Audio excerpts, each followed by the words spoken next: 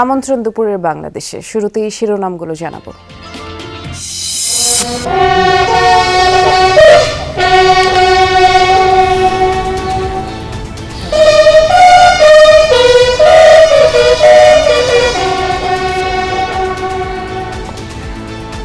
শহীদ বুদ্ধিজীবী দিবসে জাতির শ্রেষ্ঠ সন্তানদের প্রতি শ্রদ্ধা জানালেন রাষ্ট্রপতি, প্রধান উপদেষ্টা।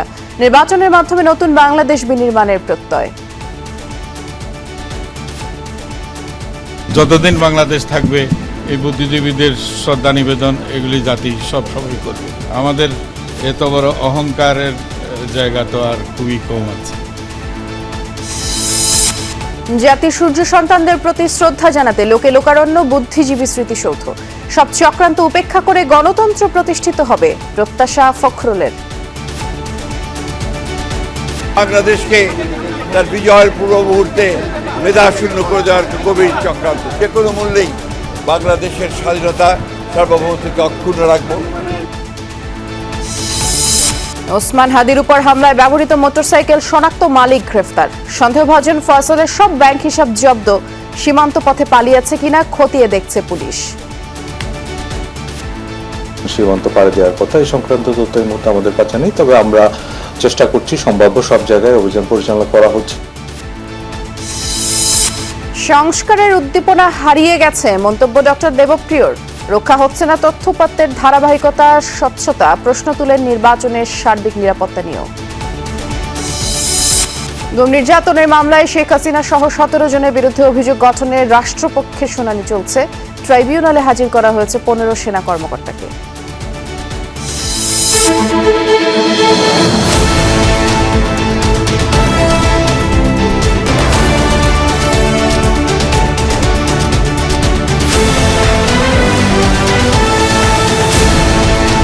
যথাযোগ্য মর্যাদায় পালিত হচ্ছে শহীদ বুদ্ধিজীবী দিবস। দিনের শুরুতে মিরপুর বুদ্ধিজীবী স্মৃতিসৌধে পুষ্পস্তবক অর্পণের মধ্য দিয়ে জাতির শ্রেষ্ঠ সন্তানদের প্রতি শ্রদ্ধা নিবেদন করেন রাষ্ট্রপতি মোহাম্মদ শাহাবুদ্দিন, প্রধান উপদেষ্টা ডক্টর মোহাম্মদ ইউনূস। গুরুত্বপূর্ণ ব্যক্তিদের শ্রদ্ধা নিবেদন শেষে বুদ্ধিজীবী স্মৃতিসৌধ উন্মুক্ত করে দেওয়া হয় সর্বস্তরের মানুষের জন্য।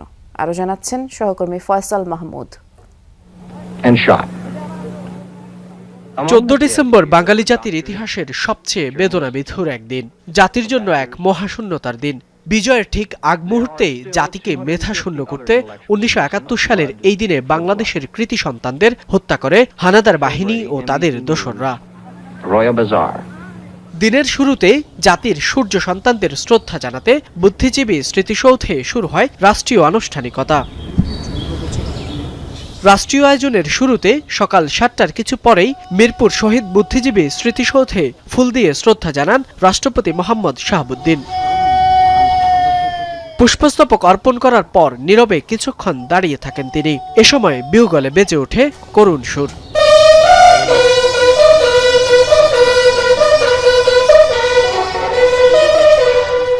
রাষ্ট্রপতির শ্রদ্ধা নিবেদনের পর স্মৃতিসৌধে যান অন্তর্বর্তী সরকারের প্রধান উপদেষ্টা ডক্টর মোহাম্মদ ইউনূস। রাষ্ট্রীয় আচার অনুযায়ী এ সময় শহীদ বুদ্ধিজীবীদের স্মৃতির প্রতি সম্মান জানিয়ে কিছুটা সময় নীরবে দাঁড়িয়ে থাকেন তিনি। এ সময় বেজে ওঠে বিহুগলের করুণ সুর। পরে উপস্থিত মুক্তিযোদ্ধাদের সঙ্গে কৌশল বিনিময় করেন ডক্টর মোহাম্মদ ইউনূস। এরপর স্মৃতির মিনারে একে একে পুষ্পস্তবক অর্পণ করেন প্রধান বিচারপতি ও উপদেষ্টা পরিষদের সদস্যরা।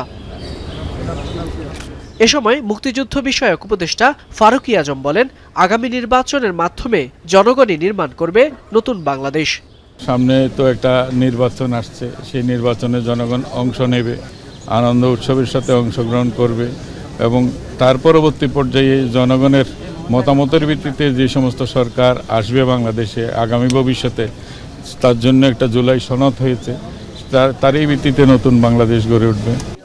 রাষ্ট্রপতি ও প্রধান উপদেষ্টা চলে যাওয়ার পর মিরপুর শহীদ বুদ্ধিজীবী স্মৃতিসৌধ উন্মুক্ত করা হয় সাধারণের জন্য। ফুলে ফুলে ভরে ওঠে প্রেরণার স্মৃতিসৌধ। স্বাধীনতা, সুশাসন আর অর্থনৈতিক মুক্তির আশায় যে আত্মত্যাগ করেছেন দেশের শ্রেষ্ঠ সন্তানরা, তা স্বাধীন বাংলাদেশের 54 বছরেও অধরা। তরুণ প্রজন্ম বলছে, বুদ্ধিজীবীদের স্বপ্নের স্বনির্ভর বাংলাদেশ গড়াই হবে তাদের প্রতি সবচেয়ে বড় শ্রদ্ধা। Faisal Mahmud, Jamuna news, Dhaka. Evercare হাসপাতালের সামনে ওসমান হাদির শারীরিক অবস্থা নিয়ে চিকিৎসকদের পক্ষ থেকে ব্রিফ করা হচ্ছে, আমরা সরাসরি যাচ্ছি সেখানে। জি, তার সিঙ্গাপুর এবং থাইল্যান্ডের যে হসপিটালগুলোতে তাকে কেস সামারি তার পরিবার পাঠিয়েছে এবং ওই হসপিটালের সাথে হয়তো কথা বলে হসপিটাল অ্যাকসেপ্ট করতে পারে, তার পরিবার সিদ্ধান্ত নেবে তখন যে আসলে কোন হসপিটালে তাকে নেওয়া যেতে পারে। তবে এটা তার পরিবারের সিদ্ধান্তটা চূড়ান্ত বলে আমরা মনে করি। ওই হসপিটালে এখনও ওইভাবে রেসপন্স করা নাই, কেস সামারি অ্যানালাইসিস ওরা হয়তো করছে, তার পরিবার অফিসিয়ালি তাকে বাইরে নেওয়ার ব্যাপারে সিদ্ধান্ত দিবে। আমরা তার পরিবারের কথার জন্য আমরা অপেক্ষা করে থাকবো বলে আমরা মনে করি। জি, হাদি ভাইয়ের বুলেটটা রাইট সাইড দিয়ে ঢুকে গিয়ে বাম সাইড দিয়ে বের হয়ে গেছে, টেম্পোরাল রিজন দিয়ে। বুলেটের ফ্রেগমেন্ট আমরা একটা কাভার শেল সেটা পেয়েছি অপারেশনের সময়, এবং একটা অংশ তার ব্রেন স্টেমের মধ্যে রয়ে গিয়েছে এবং সেটা খুব বেশি বুলেট ফ্রেগমেন্ট হয়ে একটা অংশ বাইরে গিয়েছে এবং একটা অংশ ব্রেন স্টেমে রয়ে গেছে, এবং একটা শেল বুলেটের কাভার আমরা অপারেশনের সময় বের করতে পেরেছি।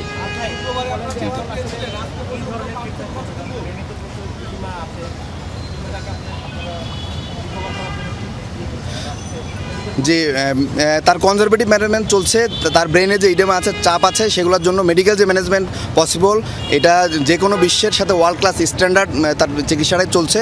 তো সেটা কনজারভেটিভ ম্যানেজমেন্টে চলছে এবং ফার্দার কোনো সার্জারি লাগবে না বলে আমরা মনে করি। তারপরে যদি বোর্ড মনে করে যে না নেক্সট কোনো প্রসিডিউরে যেতে হবে, তাহলে সেই বোর্ডের সিদ্ধান্ত অনুসারে সেই প্রসিডিউরে যা পসিবল হবে। জিসিএস তার এখনও 3, E1 VT M1 আমরা মেডিকেলের ভাষায় বলি। তো জিসিএস যেরকম অপারেশনের আগে ছিল, অপারেশনের সময় যেরকম ছিল, ঠিক এখনও ওই পর্যায়ে আছে। মাথায় গুলি থাকার যে বিষয়টা, এটা যদি একটু ক্লিয়ার করতেন। মানে এখনো গুলির একটা অংশ আছে। জি, মাথায় যে গুলিটা ফ্রেগমেন্ট হয়ে ভাগ হয়ে একটা অংশ বের হয়ে চলে গিয়েছে, আর অল্প ছোট একটা অংশ ব্রেন স্টেমে রয়ে গিয়েছে, এবং একটা গুলির কাভারিং আমরা অপারেশনের সময় বের করতে পেরেছি।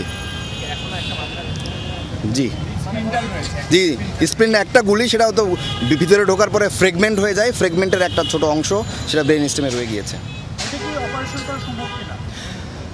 আসলে আমরা রিস্ক বেনিফিট চিন্তা করি। যে জায়গায় গুলিটা আটকায় আছে সেটা খুবই ডিপ সিটেড, এবং ওইখানে একদম ব্রেনের যে রক্তনালীগুলো আছে, ঠিক রক্তনালীর সামনে অনেকগুলো রক্তনালী সেখানে একসাথে সার্কেল অফ উইলিস বলি আমরা, সেখানে আটকায় আছে।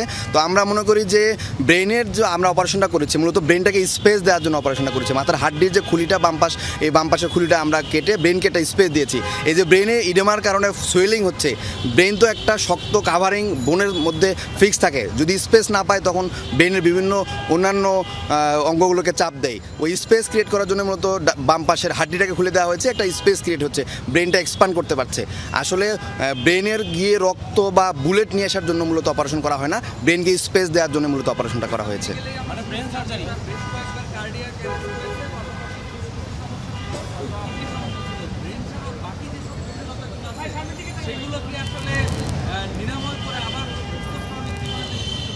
জি, তার কার্ডিয়াক অ্যারেস্ট যখন আমরা প্রথমে ওসেকে রিসিভ করি, তখন প্রায় 2:20 বা 2:30টার মতো বাজে, তখনই সে কার্ডিয়াক অ্যারেস্ট হিসেবে আমাদের এখানে আসে। তখন তাকে 5 সাইকেল সিপিআর দেওয়া হয়, এবং সিপিআর দেওয়ার পরে তখন আবার সে কামব্যাক করে, এবং তারপর থেকেই সে নরেড্রেনাল ওষুধের সাপোর্টে সে লাইফ কন্টিনিউ করছে, তার হার্টবিটটা কন্টিনিউ করছে। এখনও নরেড চলছে, তবে প্রথমে শুরুতে যেরকম নরেড বেশি মাত্রায় পাচ্ছিল, এখন সেটা কমিয়ে আসছে এবং অল্প পরিমাণ নরেডে সে রেসপন্স করছে, এবং তার পালস এবং বিপি এখন পর্যন্ত স্টেবল আছে। ইনকিলাব মঞ্চের মুখপাত্র ওসমান হাদির উপর হামলায় ব্যবহৃত মোটরসাইকেলটির নাম্বার প্লেটের সূত্র ধরে একজনকে গ্রেফতার করা হয়েছে। শনিবার রাতে মোহাম্মদপুর থেকে মোটরসাইকেলের মালিক আব্দুল হান্নানকে গ্রেফতার করা হয়। সকালে ডিএমপির মিডিয়া সেন্টারে সাংবাদিকদের এসব তথ্য জানান ডিসি মিডিয়া তালিবুর রহমান। বলেন, হত্যা চেষ্টায় হান্নান জড়িত কিনা সে বিষয়টি খতিয়ে দেখা হচ্ছে, আর ওসমান হাদিকে গুলি করা অপরাধীদের গ্রেফতারেও সর্বোচ্চ চেষ্টা করা হচ্ছে। এর মধ্যে শুটারকে শনাক্ত করা হয়েছে। আর এক প্রশ্নের জবাবে তিনি বললেন, অপরাধীরা পালিয়ে গেছে কিনা এমন কোনো তথ্য জানা নেই, কেন তাকে হত্যা চেষ্টা করা হচ্ছে সে বিষয়গুলো তদন্তেই উঠে আসবে। জানান, প্রার্থীদের নিরাপত্তার বিষয়টি গুরুত্ব দেওয়া হচ্ছে। নগরের আইন শৃঙ্খলা পরিস্থিতি স্বাভাবিক রাখতে চেকপোস্টের সংখ্যা ও টহল কার্যক্রম বাড়ানো হয়েছে।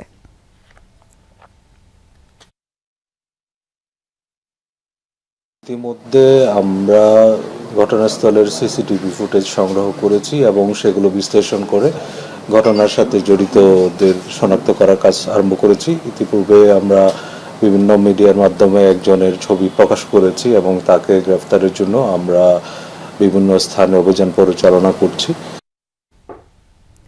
ইনকিলাব মঞ্চের মুখপাত্র শরীফ ওসমান বিন হাদিকে গুলি করার ঘটনায় সন্দেহভাজন ফয়সাল করিম মাসুদের ব্যাংক হিসাব জব্দ করেছে এনবিআর-এর সিআইসি। ফয়সালের পরিবারের সদস্য এবং তার মালিকানাধীন প্রতিষ্ঠান অ্যাপল সফট আইটি লিমিটেডের ব্যাংক হিসাবও জব্দ করা হয়। নির্বাচনের তফসিল ঘোষণার পরদিন অর্থাৎ শুক্রবার দুপুরে রাজধানীর পুরানা পল্টনের বক্স কালভার্ট রোডে গুলিবিদ্ধ হন ইনকিলাব মঞ্চের আহ্বায়ক এবং ঢাকা ৮ সংসদীয় আসনের সম্ভাব্য প্রার্থী ওসমান হাদি। তিনি এখন রাজধানীর এফআর কেয়ার হাসপাতালে চিকিৎসাধীন। জুলাই গণ অভ্যুত্থানের পর গত বছরের ২৮ অক্টোবর অস্ত্রের মুখে ১৭ লাখ টাকা লুটের ঘটনার মামলার প্রধান আসামি ছিলেন এই ফয়সাল করিম। ওসমান হাদিকে গুলি করার মতো ঘটনা আরও ঘটতে পারে বলে আশঙ্কা প্রকাশ করেছেন বিএনপি মহাসচিব মির্জা ফখরুল ইসলাম আলমগীর। সকালে মিরপুর বুদ্ধিজীবী স্মৃতিসৌধে বিএনপি চেয়ারপারসন এবং ভারপ্রাপ্ত চেয়ারম্যানের পক্ষে শ্রদ্ধা শেষে এই আশঙ্কার কথা তিনি জানিয়েছেন। বলেন, নির্বাচনের মাধ্যমে দেশবাসী যখন গণতান্ত্রিক বাংলাদেশ নির্মাণের স্বপ্ন দেখছে, সেই সময় আবারও শত্রুরা হত্যায় মেতে উঠেছে। ৭১ বিজয়ের আগে দেশকে মেধাশূন্য করার পরিকল্পনা করা হয়েছিল। মির্জা ফখরুল বলেন, চক্রান্ত মোকাবিলা করে সার্বভৌমত্ব ও গণতন্ত্র রক্ষায় এগিয়ে যাবে বিএনপি। অপশক্তি আবারও মাথাচাড়া দিয়ে উঠেছে। ৭১-এর মতো ধর্মের নামে বিভক্তি সৃষ্টির ষড়যন্ত্র চলছে বলে মন্তব্য করেছেন বিএনপি মহাসচিব মির্জা ফখরুল ইসলাম আলমগীর। দুপুরে ডিপ্লোমা ইঞ্জিনিয়ার্স ইনস্টিটিউটে বুদ্ধিজীবী দিবস উপলক্ষে মুক্তিযোদ্ধা দলের আলোচনা সভায় তিনি বলেছেন, গণতন্ত্রের আকাঙ্ক্ষা বাস্তবায়নের পথে এখনও চক্রান্ত চলছে। জনগণের ঐক্য দিয়ে নির্বাচনের মধ্য দিয়ে গণতান্ত্রিক বাংলাদেশ নির্মাণ করতে হবে বলে জানান তিনি। বলেন, আসন্ন নির্বাচন হলো উদারপন্থী ও স্বাধীনতার বিরোধী শক্তির মধ্যে নির্বাচন। যারা দেশের জন্মকে, স্বাধীনতাকে অস্বীকার করে, তাদের বিশ্বাস করার কোনো কারণ নেই। ধানের শীষকে বেছে নিয়ে দেশের মানুষ সঠিক সিদ্ধান্ত নেবে বলে আশাবাদ ব্যক্ত করেন মির্জা ফখরুল। লড়াই করেছি, যুদ্ধ করেছি, এই দেশে একটা স্বাধীন ভূখণ্ড এনে দেওয়া হয়েছে, যার ফলে আমরা এখানে বেঁচে আছি, টিকে আছি এই ভূখণ্ডে। সেটার দিকে থাকবো নাকি আমরা যারা সেটাকে নস্যাৎ করতে চেয়েছিল তাদের দিকে থাকবো? বন্ধুরা, আজকে এই প্রশ্নগুলো আসছে এই জন্যে যে এই শক্তিটি আবার মাথা চাড়া দিয়ে উঠেছে। এই শক্তি আজকে আবার মানুষকে বিভ্রান্ত করছে সেই ধর্মের নামেই। ১৯৭১ সালেও কিন্তু সেই ধর্মের নামেই বিভ্রান্ত করতে চেয়েছিল। মিরপুর শহীদ বুদ্ধিজীবী স্মৃতিসৌধে মানুষের ঢল নেমেছে। রাষ্ট্রীয় আনুষ্ঠানিকতার পর সর্বস্তরের মানুষ স্মৃতিসৌধে শ্রদ্ধা জানায়। ভোর থেকে রাজনৈতিক দল, সংগঠন, স্কুল কলেজের শিক্ষার্থীরা ব্যানার, ফেস্টুন নিয়ে স্মৃতিসৌধে যান। এ সময় মুক্তিযুদ্ধের চেতনাকে ধারণ করে দেশ পরিচালনার নানা স্লোগান দেন তারা। সকাল 7:30 থেকে সর্বস্তরের মানুষের জন্য উন্মুক্ত করা হয় বুদ্ধিজীবী স্মৃতিসৌধ। আর স্মৃতিসৌধের ভেতর থেকে বাইরে পর্যন্ত মানুষের দীর্ঘ লাইন। শ্রদ্ধা নিবেদন শেষে অনেকেই বুদ্ধিজীবীদের কবরের সামনে নীরবে দাঁড়িয়ে সম্মান জানান, সূরা ফাতিহা পাঠ করে আত্মার মাগফিরাত কামনা করেন। সবার কণ্ঠেই ছিল দেশ এগিয়ে নেয়ার প্রত্যয়। মুক্তিযুদ্ধকে নিয়ে ব্যবসা করা, আবার দেখি মুক্তিযোদ্ধাকেও হেয় করা, কিন্তু আমরা পুরোপুরিভাবে মুক্তিযুদ্ধকে ধারণ করতে পারিনি। মুক্ত চিন্তাধারাদের ন্যায় বিচার যেটা আসলে ওনারা বীজ রোপণ করে গেছে, সেটা কিন্তু আমরা পাচ্ছি না। মুক্তিযুদ্ধ এবং বাংলাদেশের স্বাধীনতা, এটা দেশের জনগণ এবং এটা সবার চেতনা থেকে তারা যদি উদ্বুদ্ধ হয়ে দেশের প্রতি আপামর জনগণ যদি কাজ না করে, তাহলে দেশ কিভাবে এগোবে? তাদের আত্মার শান্তি কামনা করি। শহীদ বুদ্ধিজীবী দিবসে রায়েরবাজার বধ্যভূমিতে শ্রদ্ধা নিবেদন করেছেন রাজনৈতিক দলের নেতাকর্মী সহ নানা শ্রেণী পেশার মানুষ। সকাল 8:30টার পর থেকেই ভিড় বাড়তে থাকে, তবে মুক্তিযোদ্ধা পরিবারের সদস্যরা যাননি। শ্রদ্ধা জানাতে এসে সাবেক উপদেষ্টা আসিফ মাহমুদ সজীব ভূঁইয়া বলেছেন, ৭১-এর মতোই ২৪-এর পরাজিত শক্তি আবারও দেশকে নেতৃত্বহীন করার জন্য টার্গেট করে কিলিং মিশনে নেমেছে। গণসংহতি আন্দোলনের প্রধান সমন্বয়ক জোনায়েদ সাকি বলেছেন, নানা পক্ষ নির্বাচন বানচালের চেষ্টা করছে। বিচার, সংস্কার, নির্বাচন এবং সুশাসনের বিরুদ্ধে যারা দাঁড়াচ্ছে তারা দেশের বিপক্ষে অবস্থান নিচ্ছে। এ সময় ডাকসু ভিপি সাদিক কায়েম বলেন, বুদ্ধিজীবীরা জাতির শ্রেষ্ঠ সন্তান, কিন্তু অনেক বুদ্ধিজীবী স্বাধীন দেশের ফ্যাসিবাদের পক্ষে কাজ করেছে, যা কোনোভাবেই কাম্য নয়। অনেকেই ৭১ সাল আর ২৪-কে একটা মুখোমুখি দাঁড় করিয়ে দিচ্ছে, যেন ২৪ ৭১-এর বিরুদ্ধে দাঁড়িয়েছে। মোটেই তা নয়। ২৪-এর গণ অভ্যুত্থানের যে আকাঙ্ক্ষা, সেটা ৭১ সালের আকাঙ্ক্ষারই ধারাবাহিকতা। দুর্ভাগ্যজনকভাবে গত ৫৪ বছরে ভূতের মতন বাংলাদেশ খানিকটা পেছনে হেঁটেছে। সাম্যের পরিবর্তে একটা নিদারুণ বৈষম্য তৈরি হয়েছে। সাম্য, মানবিক মর্যাদা এবং সুবিচারের একটি রাষ্ট্র গঠন করা, সেটি কিন্তু স্বাধীনতার 54 বছরেও আমরা কিন্তু পাইনি। এর দায়টা আসলে কার?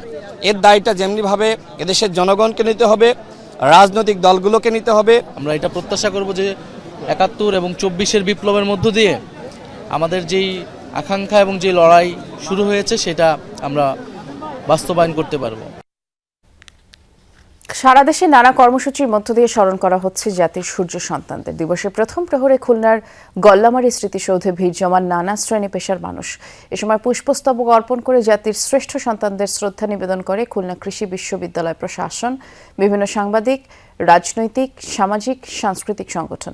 এছাড়া শহীদদের আত্মার মাগফিরাত কামনায় বিভিন্ন স্থানে দোয়া, আলোচনা সহ নানা কর্মসূচি পালিত হচ্ছে। সকাল 8টায় রাজশাহী বিশ্ববিদ্যালয়ের বুদ্ধিজীবী চত্বরে ফুল দিয়ে শ্রদ্ধা নিবেদন করেন উপ-উপাচার্য ডক্টর মাইনুদ্দিন। পরে প্রশাসনের অন্যান্য কর্মকর্তা, শিক্ষক ও শিক্ষার্থীরা দলে দলে স্মৃতিস্তম্ভে শ্রদ্ধা জানান। এ সময় শহীদদের স্মরণে 1 মিনিট নীরবতা পালন করা হয়। পরে ক্যাম্পাসে আলোচনা সভায় শহীদদের আত্মত্যাগকে প্রেরণা হিসেবে ধারণ করে দেশ গঠনে সবাইকে ঐক্যবদ্ধ থাকার আহ্বান জানান বক্তারা। রংপুরের টাউন হল চত্বরে বধ্যভূমিতে ফুল দিয়ে জাতির সূর্য সন্তানদের প্রতি শ্রদ্ধা জানায় জেলা প্রশাসন। পরে শিল্পকলা একাডেমির মিলনায়তনে অনুষ্ঠিত হয় আলোচনা সভা। বক্তারা বলেন, মুক্তিযুদ্ধের মাধ্যমে অর্জিত বাংলাদেশকে মেধাশূন্য করতেই পাকিস্তানিরা খুঁজে খুঁজে জাতির শ্রেষ্ঠ সন্তানদের হত্যা করেছে। পরে শহীদদের জন্য দোয়া ও মোনাজাত করা হয়। এছাড়া রোকেয়া বিশ্ববিদ্যালয়ের বিভিন্ন আয়োজনের মধ্য দিয়ে পালিত হচ্ছে শহীদ বুদ্ধিজীবী দিবস। জাতির যে বিবেক, জাতির যারা বুদ্ধিজীবী ছিলেন তাদেরকে নির্মমভাবে দেশের দোসরদের সহযোগিতায় তদানীন্তন পাক হানাদার বাহিনী নির্মমভাবে হত্যা করেছে জাতিকে মেধাশূন্য করার জন্য। নানা কর্মসূচির মধ্য দিয়ে মাওলানা ভাসানী বিজ্ঞান ও প্রযুক্তি বিশ্ববিদ্যালয়ে শহীদ বুদ্ধিজীবী দিবস পালিত হয়েছে। সকাল 7টায় বিশ্ববিদ্যালয়ের প্রশাসনিক ভবনের সামনে জাতীয় পতাকা অর্ধনমিতকরণ এবং কালো ব্যাজ ধারণের মধ্য দিয়ে কর্মসূচির উদ্বোধন করা হয়। পরে বুদ্ধিজীবী স্মৃতিস্তম্ভে পুষ্পস্তবক অর্পণ করেন বিশ্ববিদ্যালয়ের ভিসি অধ্যাপক ডক্টর মোহাম্মদ আনোয়ারুল আজিম আখন্দ। পুষ্পস্তবক অর্পণ শেষে 1 মিনিট নীরবতা পালন, দোয়া ও মোনাজাত করা হয়। বিভিন্ন কর্মসূচির মধ্য দিয়ে মাদারীপুরে জেলা শহর সহ বিভিন্ন উপজেলায় পালিত হচ্ছে শহীদ বুদ্ধিজীবী দিবস। দিবসটি উপলক্ষে সকালে সড়ক বুদ্ধিজীবী স্মৃতিস্তম্ভে পুষ্পস্তবক অর্পণ ও শহীদদের প্রতি শ্রদ্ধা জানান সর্বস্তরের মানুষ। পরে উপজেলা পরিষদ অডিটোরিয়ামে অনুষ্ঠিত হয় আলোচনা সভা। রাউফ ফরমান আলীর ডায়েরিতে নাম ছিল 3,500। এতে অন্তর্ভুক্ত ছিল শিক্ষক, চিকিৎসক, সাহিত্যিক, সাংবাদিক তথা বুদ্ধিবৃত্তিক নেতৃত্ব। কারো নামের পাশে ছিল ঠিকানা। তালিকাভুক্তদের অনেককেই তুলে নেওয়া হয় বাসা থেকে। বিজয়ের একদিন পর রায়ের বাজারে তাদের মরদেহ মেলে। 71 ডিসেম্বরে বুদ্ধিজীবী হত্যার পরিকল্পনা নেপথ্যের কথা জানাচ্ছেন সহকর্মী শাকিল হাসান। বিজয়ের কয়েকদিন পর গভর্নর হাউস থেকে উদ্ধার করা হয় বেশ কিছু নথি। সেখানেই পাওয়া যায় গভর্নরের উপদেষ্টা রাউফ ফরমান আলীর ডায়েরি। ডায়েরিতে নাম ছিল 3,500 বুদ্ধিজীবীর। বেশিরভাগ নামের পাশে ঠিকানা, কয়েকটির পাশে দেয়া ছিল ক্রস চিহ্ন। ডায়েরির কয়েকটি পাতায় ছিল বিভিন্ন নির্দেশনা। তালিকায় ছিলেন বিশ্ববিদ্যালয়ের শিক্ষক, সাহিত্যিক, চিকিৎসক, সাংবাদিক সহ নানা পেশার কৃতিজন। ঢাকা বিশ্ববিদ্যালয়ের অনেক শিক্ষকের নাম ছিল, যারা ভাষা আন্দোলন, শিক্ষা আন্দোলন, গণ অভ্যুত্থান ও মুক্তিযুদ্ধের পক্ষে অবস্থান নিয়েছিলেন। উস্কানিদাতা হিসেবে তারা মনে করত যে বুদ্ধিজীবীরাই দায়ী। আগে থেকেই তারা ঠিকানাগুলো সংগ্রহ করেছিল। তো যাদের যাদের ঠিকানা পেয়েছে তাদেরকে বাসা থেকে ধরে, কারফিউ ছিল, তার মধ্যে বাসা থেকে ধরে নিয়ে গিয়ে তাদের হত্যা করেছে। তো আর যাদের ঠিকানা পায়নি, যেমন আমার নিজের ওই তালিকার মধ্যে আমার নামও ছিল। 71 সালের এই আলবদর বাহিনী খুনের দায়িত্ব নিয়েছিল। তাদের প্রতিহিংসা হচ্ছে যে তারা এই বুদ্ধিজীবীদেরকে হত্যা করবে, কেননা এরা রাষ্ট্রের শত্রু। ডিসেম্বরের দ্বিতীয় সপ্তাহে কারফিউর মধ্যে ঢাকার রাস্তায় চলতে দেখা যায় সাদা মাইক্রোবাস। তখন বুঝতে না পারলেও পরে স্পষ্ট হয় এই মাইক্রোবাসেই বাসা থেকে তুলে নেওয়া হয়েছিল বুদ্ধিজীবীদের। অপারেশন সার্চলাইটের শুরুতেই বুদ্ধিজীবীদের এক দফা হত্যা করা হয়। যুদ্ধের পুরো সময়টাই বুদ্ধিজীবীদের উপরে চলছিল গোয়েন্দা নজরদারি। এ সময় তাদের কাউকে কাউকে গ্রেফতার করে কারাগারে পাঠায় পাকিস্তানি হানাদাররা। পরাজয় নিশ্চিত বুঝতে পেরে ডিসেম্বরের দ্বিতীয় সপ্তাহে বুদ্ধিজীবীদের তালিকা ধরে বাড়ি থেকে তুলে এনে হত্যা করা হয়। নতুন রাষ্ট্র যেন মাথা তুলে দাঁড়াতে না পারে এমন পরিকল্পনা থেকেই বুদ্ধিজীবী নিধনে নামে পাকিস্তানি হানাদাররা। টোটাল অপারেশনটাই তো ছিল একদম নিশ্চিহ্ন করা, কাজেই নিশ্চিহ্ন করার মধ্যে বুদ্ধিজীবীদের মেধাশূন্য করা। কিন্তু এই পরিকল্পনাটা আসছে হয়তো একদম শেষ দিকে, যখন তারা কনফার্ম হয়েছে যে হেরে যাচ্ছে। শুধু বুদ্ধিজীবী নয়, পরিকল্পনা ছিল সরকারি কর্মকর্তাদের হত্যার। 14 ডিসেম্বর বিকেলে গভর্নর হাউসে বৈঠকের নামে ডেকে আনার কথা ছিল তাদের। পরিকল্পনা ছিল সেখানেই হত্যা করার। কিন্তু সরকারি কর্মচারীরা টের পেয়ে গিয়ে তারা যাবেন না ঠিক করেছেন। এটা ওরাও জানতে পেরে সেই মিটিংটা বাতিল করে দিয়েছে। কাজেই ওদেরও পরিকল্পনা ছিল, আলবদরের পরিকল্পনা ছিল, এবং ওদের পরিকল্পনাটা কার্যকর করতে পারেনি। ওরা একটা বড় হারে হত্যাকাণ্ড করতে চেয়েছে। 17 ডিসেম্বর আবার বৈঠকের তারিখ নির্ধারণ করা হলেও তার আগেই স্বাধীন হয়ে যায় বাংলাদেশ। শাকিল হাসান, যমুনা নিউজ, ঢাকা। সংস্কারের উদ্দীপনা কোথায় যেন হারিয়ে গেছে। এজন্য কেউ কেউ আমলাদের দায়ী করেন, কেউ আবার দোষ দেন রাজনীতিবিদদের। বাংলাদেশ রিফর্ম ট্র্যাকারের উদ্বোধনী অনুষ্ঠানে এমন মন্তব্য করেছেন অর্থনীতিবিদ ডক্টর দেবপ্রিয় ভট্টাচার্য। তিনি বলেন, নির্বাচনের সার্বিক নিরাপত্তা নিয়ে প্রশ্ন আছে। সাধারণ মানুষের পাশাপাশি রাজনীতিবিদরাও ঝুঁকির মুখে পড়েছেন। গত সরকারের সংস্কার বিরোধী শক্তিকে প্রতিরোধের চেষ্টা হয়েছে, এখনও চলছে। ডক্টর দেবপ্রিয়ের অভিযোগ, তথ্য উপাত্তের ধারাবাহিক স্বচ্ছতা রক্ষা হচ্ছে না, সরকারের সার্বিক কার্যক্রমের সমন্বয় নেই, ন্যূনতম রাজনৈতিক দর্শনের তীব্র অভাব রয়েছে। অভিযোগ করা হয় সংস্কার উদ্যোগে অংশীজনদের সবাইকে সাথে নেওয়া হচ্ছে না। এক নম্বর হলো এই সংস্কারের ক্ষেত্রে যেই পরিমাণ স্বচ্ছতা দরকার ছিল তথ্য উপাত্ত ইত্যাদির ক্ষেত্রে, ধারাবাহিকভাবে সেই স্বচ্ছতাটি সর্বদা রক্ষিত হয়নি বলে আমাদের কাছে মনে হয়েছে। কিন্তু এই সরকারের কিন্তু সেই অর্থে কোনো পূর্ণাঙ্গ বা ন্যূনতম যে রাজনৈতিক দর্শন লাগে এটাকে স্থাপন করার জন্য সেই রকম কিন্তু কোনো পলিটিক্যাল ম্যানিফেস্টো বলে কিন্তু বর্তমান সরকারের কিছু ছিল না। আওয়ামী লীগ আমলে ডিজিএফআই এর জয়েন্ট ইন্টারোগেশন সেলে রেখে 26 জনকে গুম ও নির্যাতনের মামলায় শেখ হাসিনা সহ 17 জনের বিরুদ্ধে দ্বিতীয় দিনের অভিযোগ গঠনের শুনানি শুরু হয়েছে। ট্রাইব্যুনালে হাজির করা হয়েছে 15 সেনা কর্মকর্তাকে। আন্তর্জাতিক অপরাধ ট্রাইব্যুনাল 1-এর বিচারিক প্যানেল আদেশ দিবেন আজ। এর আগে অভিযোগ গঠনের শুনানি শেষ করে রাষ্ট্রপক্ষ। আসামি পক্ষের আইনজীবীরা অভিযোগ থেকে অব্যাহতি চেয়ে শুনানি করেন। এদিকে র্যাবের টিএফআই সেলে গুম ও নির্যাতনের মামলায় শেখ হাসিনা, তারিক আহমেদ সিদ্দিক, আসাদুজ্জামান খান কামাল সহ 17 আসামির পক্ষে শুনানি করবেন তাদের আইনজীবীরা। এ মামলায় 7 আসামি পলাতক। এদিকে রামপুরে 28 জনকে হত্যা মামলায় লেফটেন্যান্ট কর্নেল রেদওয়ানুল ইসলাম সহ 4 জনের পক্ষেও আজ শুনানি করবেন তাদের আইনজীবীরা। মামলায় রেদওয়ানুল ইসলাম এবং সেনা কর্মকর্তা রাফাত বিন আলম গ্রেফতার আছেন। বাকি 2 আসামি পুলিশ কর্মকর্তা পলাতক।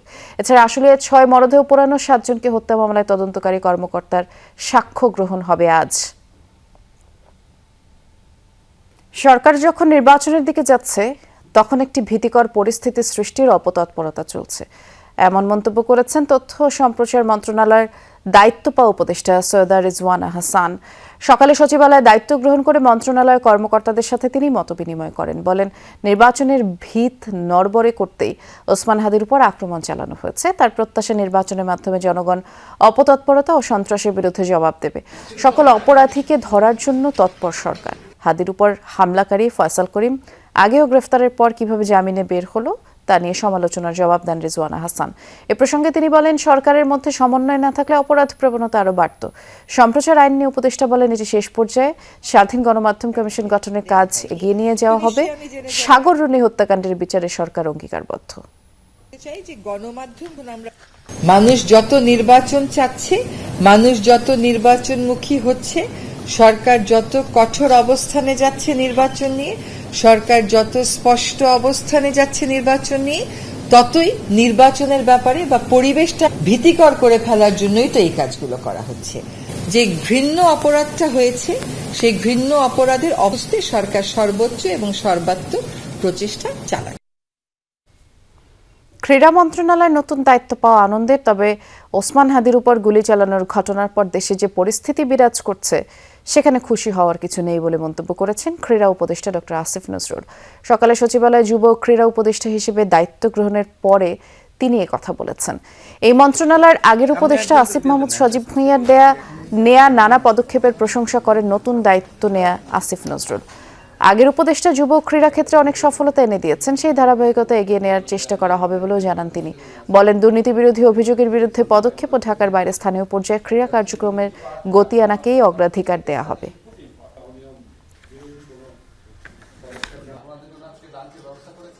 পরিবেশ দেশে বিরাজ করছে, খুব যে আপনার আনন্দিত চিত্তে দায়িত্ব গ্রহণ করছে এটা বলতে পারবো না, তবে আমি আমার দায়িত্বের ব্যাপারে সচেতন আছি।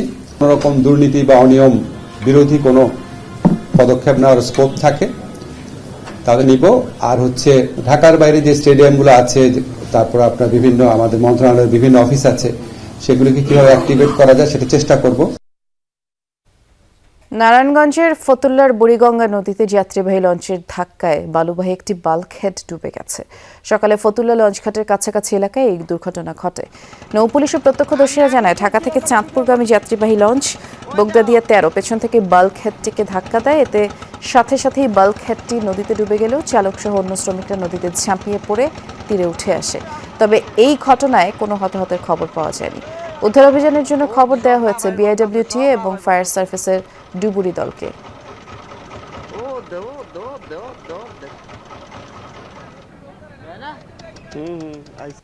রপ্তানি বাণিজ্যে দুশ্চিন্তা তৈরি হয়েছে। ইউরোপের দেশগুলোয় বাড়ছে চীন, ভারত সহ অন্যান্য দেশের আধিপত্য। ট্রাম্প ট্যারিফে বৈশ্বিক প্রতিযোগিতাও বাড়ছে। 20% বাড়তি শুল্ক দিয়ে যুক্তরাষ্ট্রে যাচ্ছে বাংলাদেশি পণ্য। সেক্ষেত্রে পণ্য আমদানি বাড়াতে বিভিন্ন দেশকে শর্ত দিয়েছে মার্কিন সরকার।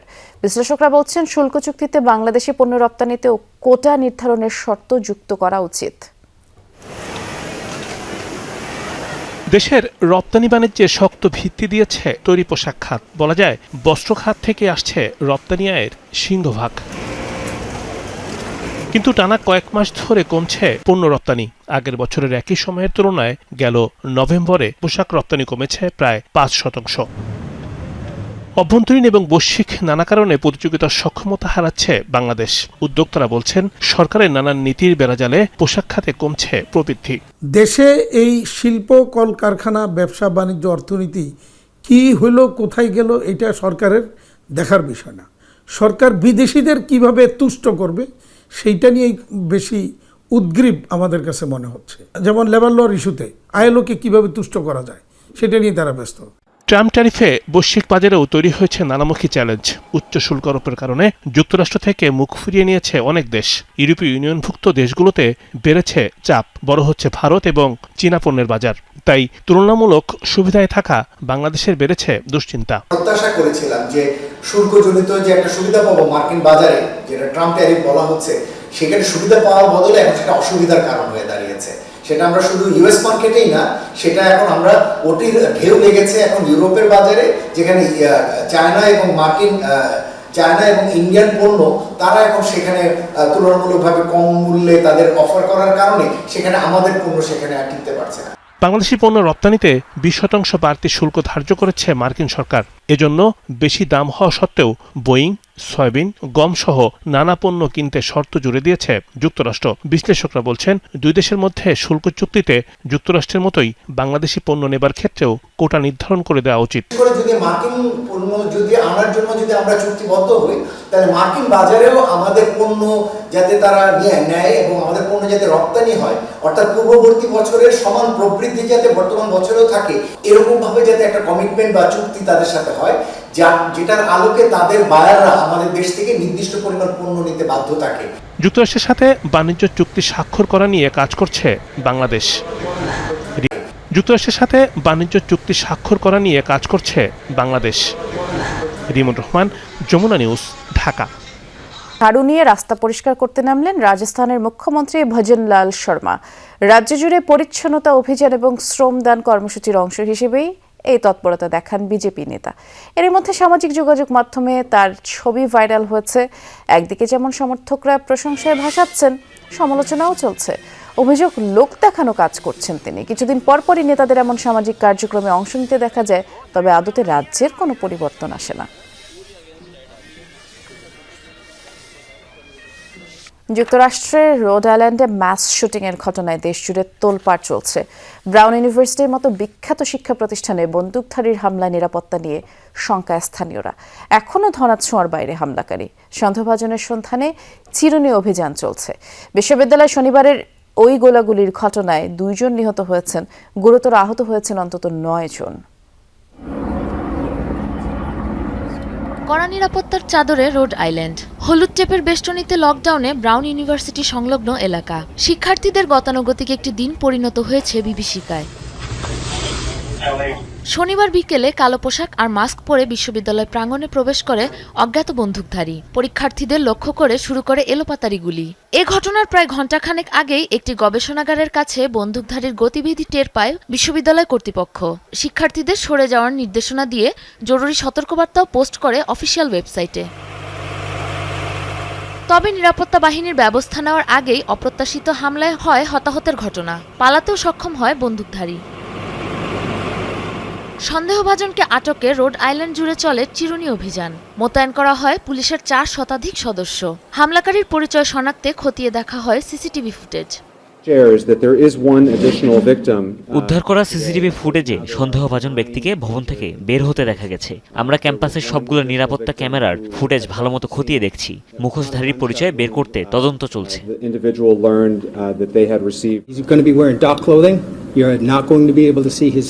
সন্দেহভাজন ব্যক্তি কালো রঙের পোশাক পরা, তার চেহারা দৃশ্যমান ছিল না, মুখে ধূসর রঙের মুখোশ পরিহিত ছিল সে। কেউ যদি তাকে শনাক্ত করতে পারে আমাদের যত দ্রুত সম্ভব জানানোর অনুরোধ করা হলো। অনাকাঙ্ক্ষিত ঘটনায় শোক প্রকাশ করেছেন মার্কিন president Donald Trump, vice president JD Vance, ক্যালিফোর্নিয়ার গভর্নর গ্যাভিন নিউসম সহ আরও অনেকে। যুক্তরাষ্ট্রে অহরহই ঘটে ম্যাস শুটিংয়ের ঘটনা। চলতি বছর নভেম্বর পর্যন্ত যুক্তরাষ্ট্র জুড়ে অন্তত 397টি বন্দুক হামলার ঘটনা হয়েছে। প্রাণ গেছে অন্তত 387 জনের। সাবরিনা নুসরাত, যমুনা নিউজ। আবারও আমন্ত্রণ দুপুরের বাংলাদেশে। নাটকীয়তা শেষে শুরু হলো ঢাকা প্রথম বিভাগ লীগ, তবে জটিলতা কাটেনি। মোট 20 দলের মাঝে 8 বিদ্রোহী ক্লাব অংশ না নেয় প্রথম দিনেই মাঠে গড়া নীতির ম্যাচ। মিরপুরের ওল্ড ডিওএইচএসে এবং বাংলাদেশ পুলিশের ম্যাচ দিয়ে সকালে এই লিগের উদ্বোধন করেন বিসিবি কর্তারা। আর সবাই অংশ না নিলেও লিগ নিয়ে আশাবাদী সিসিডিএম চেয়ারম্যান। নানা নাটকীয়তা শেষে পর্দা উঠল ঢাকা প্রথম বিভাগ লীগের। মিরপুরে বিসিবি কর্তাদের উপস্থিতিতে ওল্ড ডিওএইচএস ক্লাব ও বাংলাদেশ পুলিশের ম্যাচ দিয়ে উদ্বোধন হয় লিগের। আমিনবাজারে ধানমন্ডি ক্লাব ও লালমাটিয়ার মধ্যকার ম্যাচটিও শুরু হয় যথাসময়ে। তবে উল্টো চিত্রই ছিল বাকি 3 ভেন্যুতে। প্রথম রাউন্ডের প্রথম দিনে অনুষ্ঠিত হবার কথা 5 ম্যাচ, তবে বিকেএসপি ও পিকেএসপিতে মাঠে গড়ায়নি 3 ম্যাচের একটিও। প্রথম বিভাগ লিগে থাকা বিদ্রোহী 8 ক্লাবের 3 দলের খেলা ছিল এই 3 ভেন্যুতে, তবে তাদের কোনো দলই মাঠে না আসায় পয়েন্ট পেয়েছে প্রতিপক্ষ দল। অবশ্য এমনটাই অনুমেয় থাকলেও লিগ শুরু হয় স্বস্তিতে যেন বিসিবি। তবে এই লিগের ভবিষ্যৎ নিয়ে কি বলছে বিসিবি কর্তারা? অ্যাটলিস্ট খেলাটা মাঠে গড়ালো এবং আমরা চিন্তা করছি যারা খেলতে পারছেন তারা তো ভালোই পার্টিসিপেট করছেন, আর যারা যেই ক্লাবগুলো আসেনি, যে প্লেয়াররা মেইনলি খেলতে পারছে না, তাদের জন্য আমরা বোর্ড থেকে বিকল্প ব্যবস্থা গ্রহণ করব। আমরা সবার আগে খেলোয়াড়দের স্বার্থটা দেখব, কারণ খেলোয়াড়রা ছাড়া খেলার কোনো মানে নেই। যারা খেলছে তাদের জন্য শুভেচ্ছা, এবং যারা খেলতে পারছে না বা যে টিমগুলির জন্য তারা আটকে গেছে, ইনশাল্লাহ as a CCDM chairman, board director হিসাবে এটুকুন বলতে পারি কোনো একটা ব্যবস্থায় আমরা যাব। প্লেয়ারদেরকে আমরা জিম্মি করতে চাচ্ছি না, যার জন্য খুব শীঘ্রই আমরা বা যে টিমগুলির জন্য তারা আটকে গেছে, ইনশাল্লাহ as a CCDM chairman, board director হিসাবে এটুকুন বলতে পারি কোনো একটা ব্যবস্থায় আমরা যাব। প্লেয়ারদেরকে আমরা জিম্মি করতে চাচ্ছি না, যার জন্য খুব শীঘ্রই আমরা বোর্ড বসতেছি এই ব্যাপারটা নিয়ে, কিভাবে কোন ওয়েতে এটার একটা সলিউশন করা যায়। বিদ্রোহী ক্লাবগুলোর বয়কটের সিদ্ধান্তে প্রথম বিভাগ লিগের বাকি দিনগুলোতেও দেখা যাবে এমনই ওয়াকওভারের দৃশ্য। তবে শোনা যাচ্ছে দ্রুত এই লিগ বন্ধ করে নতুন সূচিতে আরেকটি টুর্নামেন্ট আয়োজনের ভাবনায় আছে ক্রিকেট বোর্ড। তৃতীয়, দ্বিতীয়, প্রথম এমনকি প্রিমিয়ার লিগও হবে নতুন কাঠামোয়, নতুন নামে। সেই গুঞ্জন কতটুকু সত্যি হয় সেটা যেমন অপেক্ষা, তেমনি ক্লাব আর বিসিবির দ্বন্দ্বে যে জটিলতার মাঝে ক্রিকেটাররাও এখন বাক্সবন্দী। হাসান আল মারুফ, যমুনা স্পোর্টস, ঢাকা। কলকাতায় চরম বিশৃঙ্খলার পর এবার হায়দ্রাবাদে বিপরীত চিত্র মেসিকে ঘিরে। রাজীব গান্ধী স্টেডিয়ামের দারুণ আয়োজনে মুগ্ধ মেসি, ডি পলরা দর্শকদের আনন্দে ভাসিয়েছেন আর্জেন্টাইন ফুটবল জাদুকর। অনুষ্ঠানে যোগ দেন কংগ্রেস নেতা রাহুল গান্ধীও। এরপর মেসির গন্তব্য মুম্বাই ও দিল্লি।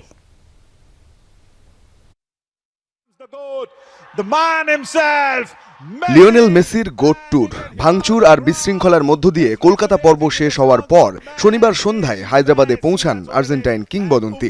কলকাতার ঘটনার ঠিক বিপরীত ছবি ধরা পড়ে হায়দ্রাবাদে, যেখানে মেসির উপস্থিতি রূপ নেয় অন্যরকম এক প্রশান্তির বিনোদনে।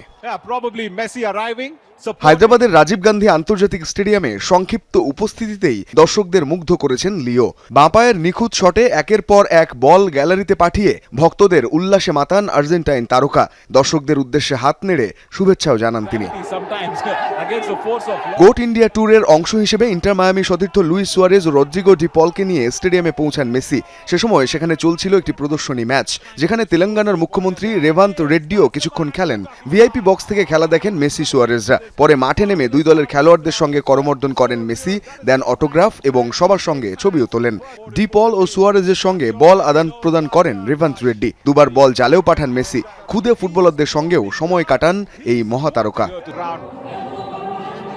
ম্যাচ শেষে জয়ী দলের হাতে ট্রফি তুলে দেন মেসি। সংক্ষিপ্ত বক্তব্যে মেসি এখানে আসার জন্য সবাইকে ধন্যবাদ জানান। বলেন হায়দ্রাবাদে আসতে পেরে তিনি ভীষণ আনন্দিত।